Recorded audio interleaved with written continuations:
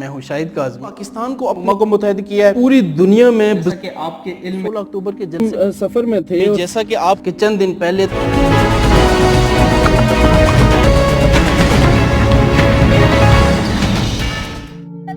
روٹی کمانے کے لیے گئے والی جن اپنے بیٹے کو صرف دیکھا گلے لگا کے مجھے بولا ماں خدا حافظ، امی جی خدا حافظ، میں دوبارہ کبھی نہیں ملوں گا۔ اگر بتاؤں تو میں روتی نہیں جانے دیتی۔ اللہ اپنے بھائی اور بیٹے کو میں نے صرف بڑے والی چیز پہلے دیکھا نا 18 سال کا نام سے جاتی گلا 18 سال کا نہیں کرا وہ 18 سال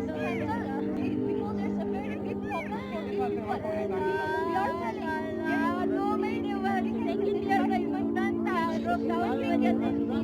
کالج بند، 2 مہینے بنی کمانے کے لیے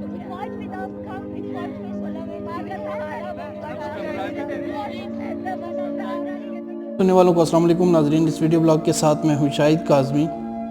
آپ ایک لمحہ کے لیے تصور کیجئے کہ آپ کو یک بستہ شام کے اندر کسی بھی مرکزی شاہراہ کے اوپر شام بسر کرنی پڑ جائے، رات گزارنی پڑ جائے، تو آپ کے احساسات کیا ہوں گے؟ اپنے آپ کو تھوڑا مزید آگے لے جائیے، اپنے سوچ کے زاویے کو تھوڑا سا اور حرکت دیجئے، اور آپ یہ تصور کیجئے کہ اس یک بستہ رات کے اندر کھلی شاہراہ کے اوپر آپ کے بچے بھی آپ کے ساتھ ہوں۔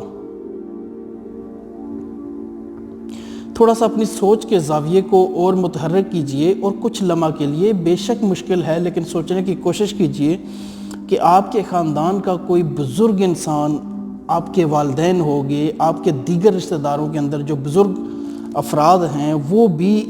اس رات میں مرکزی شاہراہ کے اوپر آپ کے ساتھ بیٹھے ہوں، تو آپ کے دل کی کیا حالت ہوگی، آپ کے ذہن کی کیا حالت ہوگی؟ آپ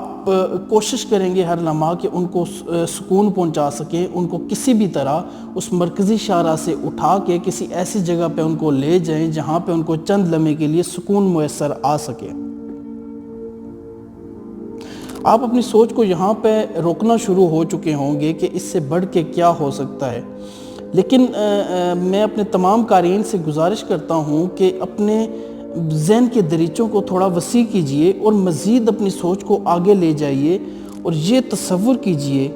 کہ اس یک بستہ رات میں کسی مرکزی شاہراہ کے اوپر آپ اپنے گھر کی خواتین کے ساتھ بیٹھے ہوں، موسم سرد ہو، کچھ بعید نہیں کہ بارش یا برف باری ہو اور اس سے بچنے کا بھی کوئی انتظام نہ ہو، تو ایک لمحہ کے لیے آپ کے دل کی حالت کیا ہوگی؟ یقینی طور پہ آپ اس ماحول کو سوچنا بھی گوارا نہیں کر رہے،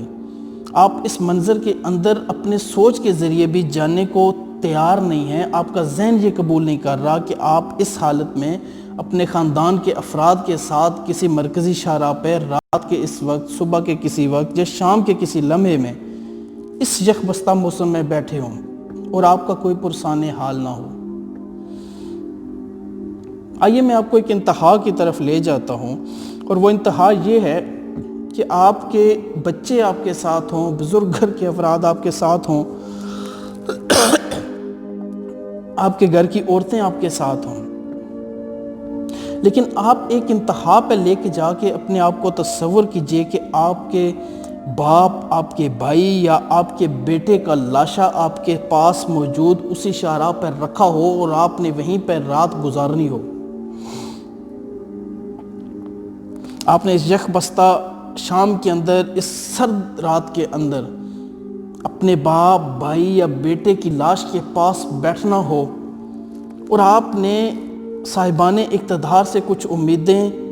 وابستہ کر لی ہوں جن کے پورے ہونے کی آپ کو دور دور تک کوئی امید بھی نظر نہ آ رہی ہو۔ یہ بنیادی طور پہ ایک بڑی حیران کن سی بات ہے کہ کیسے بھلا آپ جلد سے جلد کوشش کرتے ہیں کہ آپ کے گھر کے اندر اگر کوئی مرگ ہو جائے، آپ کی کوشش ہوتی ہے کہ اس کی تدفین میں جلدی کی جائے۔ لیکن آپ ایک لمحہ تصور کیجئے کہ اگر ایسا کوئی منظر آپ کو گزارنا پڑ جائے،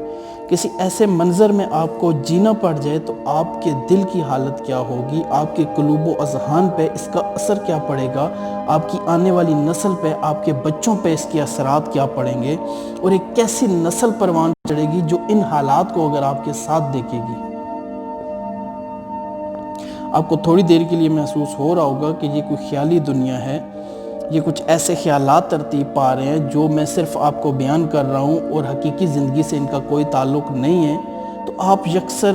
غلط سوچ رہے ہیں، مکمل طور پہ آپ غلط سوچ رہے ہیں۔ ایسا آج کے دور میں ہو رہا ہے، ایسا آج کے دور میں ہو رہا ہے کہ بچے اپنے باپ کا لاشا رکھ کے اس مرکزی شاہراہ کے اوپر اس سرد رات کے اندر احتجاج کرتے ہوئے ہمیں نظر آتے ہیں۔ ہمیں آج کے دور میں یہ منظر حقیقت میں ہوتا ہوا نظر آتا ہے کہ جب ایک بہن اپنے جوان سال بھائی کا لاشا سڑک پر رکھے ہوئے احتجاج کی راہ پہ ہے۔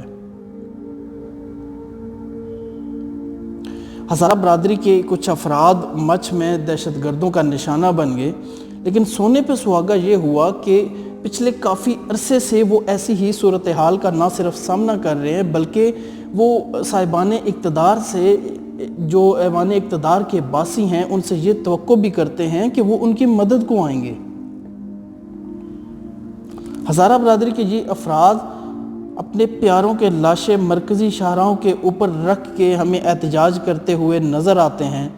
ان کا احتجاج اپنی جگہ پہ بہت مہذب اس وجہ سے بھی ہم کہہ سکتے ہیں کہ آپ دیکھیے کہ ایک شیشہ، ایک کھڑکی، کسی عمارت کی کوئی ایک اینٹ بھی نہیں اکھیڑی جاتی، وہ صرف اپنے پیاروں کے لاشیں شاہراہ کے اوپر رکھ کے یہ توقع کر رہے ہیں کہ ان کو تحفظ فراہم کیا جائے، ان کو شناخت کے بعد ذبح کرنے کا کلا کما کیا جا سکے۔ ہم خاموشی کی ایک چادر تانے ہوئے ہیں، ہم خاموشی کی چادر ایسے تانے ہوئے ہیں کہ ہم اپنی آنکھیں بند کیے ہوئے ہیں کہ ہو سکتا ہے کہ ہم یہ سوچ رہے ہیں کہ یہ صرف ہزارہ برادری کے ساتھ ہو رہا ہے اور کل کو ہمارے ساتھ نہیں ہو سکتا، ہمارے ہاتھوں میں بھی ہم جوان بیٹے کا لاشا ہو سکتا ہے، اپنے جوان بھائی کا لاشا ہو سکتا ہے، اپنے باپ کا لاشا ہو سکتا ہے۔ ہم ان لوگوں کے دکھ نہیں سمجھ پا رہے جو اپنے پیاروں کے لاشیں رکھ کے سڑک پہ احتجاج کرتے ہوئے اپنا حق صاحبان اقتدار سے مانگ رہے ہیں۔ آپ جس مرگ میں، جس لاشے کی تدفین میں جلدی کرتے ہیں، آخر کیا وجہ ہے کہ یہ لوگ اپنے پیاروں کے لاشوں کے ساتھ احتجاج کی راہ پہ ہیں؟ ایک لگے پٹے انداز کے اندر جب بھی کوئی ایسا حادثہ سانحہ واقعہ ہوتا ہے تو اشرافیہ کی طرف سے، صاحبان اقتدار کی طرف سے، اقتدار کی راداریوں میں جو مکین ہیں ان کی طرف سے لگے بدے بیانات آنا شروع ہو جاتے ہیں۔ بیانات آنے کے بعد کچھ وزراء وہاں پہ موجود ہوتے ہیں، ان کو منانے کی کوشش کرتے ہیں۔ یہ بالکل ایک حقیقی بات ہے کہ کتنے عرصے تک بالآخر وہ اپنے پیاروں کا لاشا رکھ سکیں گے۔ یقیناً ایک جلد جب دیر انہیں ان کی تدفین کرنا ہوگی، لیکن یہ سڑک پر رکھے ہوئے لاشیں ہمارے معاشرے کے منہ پہ ایک تمانچے کی صورت ہیں کہ ہم دعویٰ کرتے ہیں ریاست مدینہ کا، ہم ایک فلاحی ریاست کا دعویٰ کرتے ہیں، لیکن اس فلاحی ریاست کے اندر ایک اتنی بڑی مخصوص سوچ و فکر کے لوگ محفوظ نہیں ہیں، ان کی جانیں محفوظ نہیں ہیں۔ اس میں ہمیں کئی پڑھے لکھے افراد ملتے ہیں کہ جو اپنی پڑھائی اس کانکونی کے پیشے سے جاری رکھے ہوئے تھے، قیامت کے دن ان کے کان کے اندر کام کرتے ہوئے یہ سیاہ ہاتھ، ان کے مزدوری کرتے ہوئے ہاتھ یقینی طور پہ ہمارے حکمرانوں کی گردن پہ ہوں گے، ان کا گریبان ہوگا، اور ان مزدوروں کے ہاتھ ہوں گے جو یہ سوال کر رہے ہوں گے کہ ہم نے تم سے صرف تھوڑا سا تحفظ مانگا تھا، عزت کی زندگی جینے کا تحفظ تم سے مانگا تھا، لیکن تم حکمران ہوتے ہوئے بھی ہمیں وہ تحفظ کیوں فراہم نہیں کر سکے۔ ہم سے وہ بیٹیاں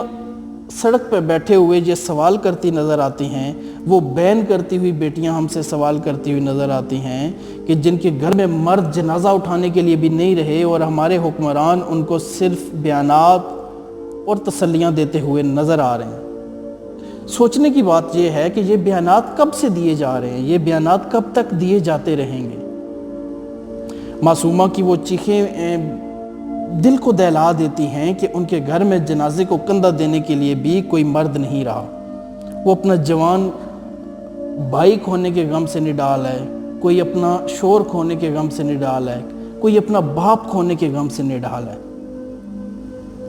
لیکن کاش ہمارے حکمرانوں کے کانوں تک یہ بین پہنچ جائیں، یہ چیخیں پہنچ جائیں، یہ آنسو ہمارے حکمران دیکھ سکیں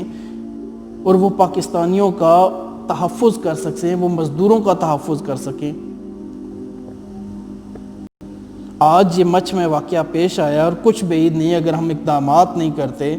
ہم سنجیدگی نہیں دکھاتے تو آنے والے دنوں میں اس سے بڑے سانحے، بڑے حادثے رونما ہو سکتے ہیں۔ آئیے ہم اور کچھ نہیں کر سکتے تو کم از کم ہم ہزارہ برادری کے ان افراد کو جو احتجاج کی راہ پہ ہیں، ہم ان کی آواز بن سکتے ہیں، ہم ان کے آنسوؤں کے ساتھ آنسو بہا سکتے ہیں، ہم ان کے بین کے ساتھ مل کے بین کر سکتے ہیں۔ ہم جو اپنی لاشوں کے اوپر وہ نوحہ پڑھ رہے ہیں، ہم مل کے وہ نوحہ تو پڑھ سکتے ہیں، ہم کمزور ترین درجے پہ آ کے ان کے ساتھ ان کا غم بنا سکتے ہیں۔ اس ویڈیو بلاگ کو لائک کیجئے گا، شیئر کیجئے گا، رائے دیجئے گا، چینل سبسکرائب کرنا ہرگز نہ بھولیے گا۔ اللہ حافظ۔